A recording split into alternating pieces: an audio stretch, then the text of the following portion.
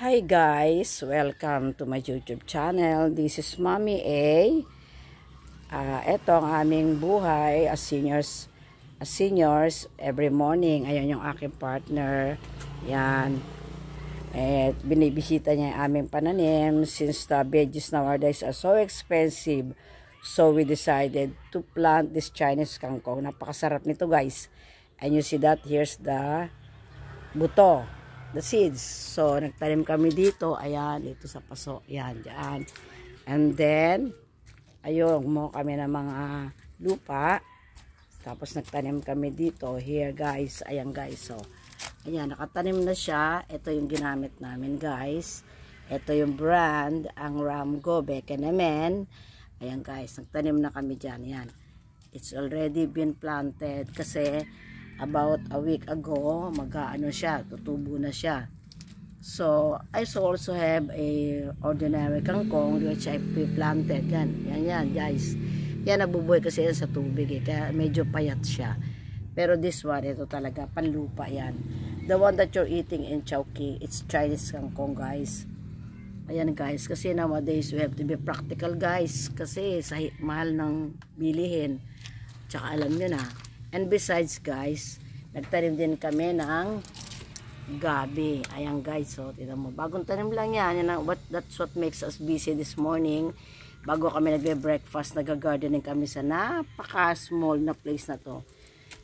Sometimes we think na kung may mas malaki kami lote, we can plant a lot of yung mga edible plants na makakain na mapapakinabangan guys. Ayan guys, so o, diba?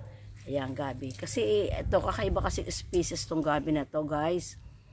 Pagka ginata mo siya, ang lambot talaga ng kanyang dahon. Not like the other gabi na talagang makunat. Ito hindi. Malambot siya, yan. That's why we decided to plant this kind of gabi at the side of our house. Yan, guys, oh. Diba? Kasi nowadays, kailangan maging tayo, very practical. Kasi sa hirap ng buhay, so, ito yung pinagbibisihan namin ng aking kapartner na magtanim-tanim kahit maliit lang yung lot.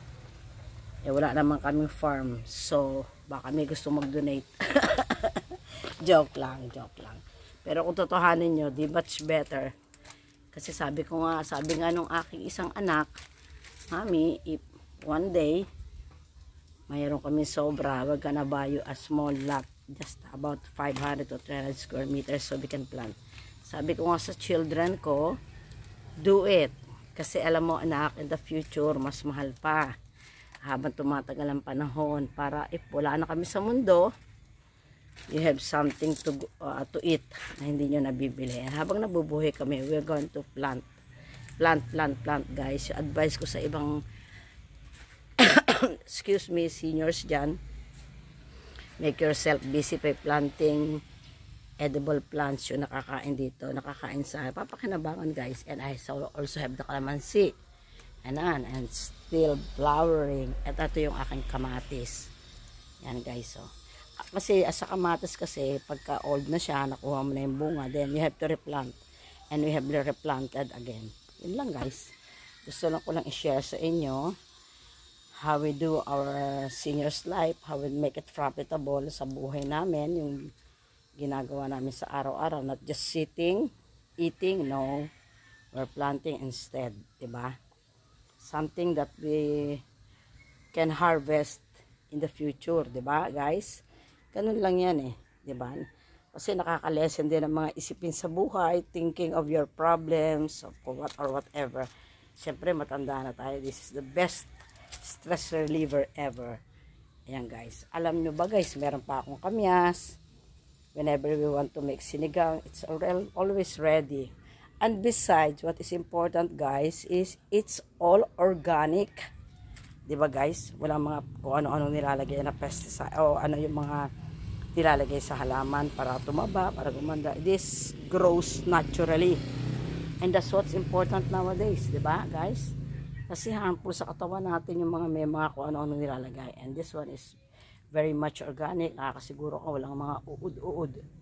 Ayan, soon, yung mga tinanim namin na yan, magbubunga na yan. Kasi ako piniplex ko yan para to give inspiration to other people na mga kaedad namin na maging kapakit-pakinabang yung mga panahong natitira pa sa buhay nila.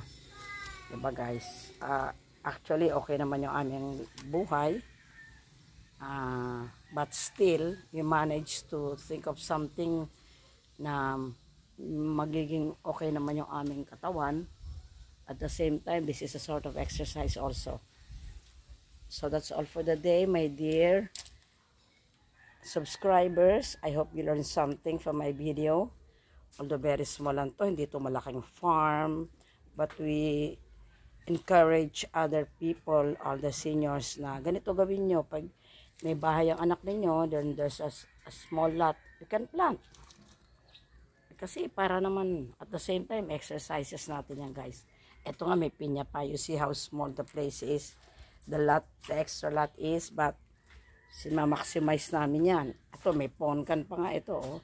Hindi nga siya makalaki. Kasi nga gawa nitong aking cherries over here. Natatabunan siya. Na-overpower siya. And that's all for the day. Have a safe day everyone. Don't forget to subscribe to my YouTube channel, Mommy A. I love you all. Have a blessed Wednesday morning. Stay healthy, everyone. Bye.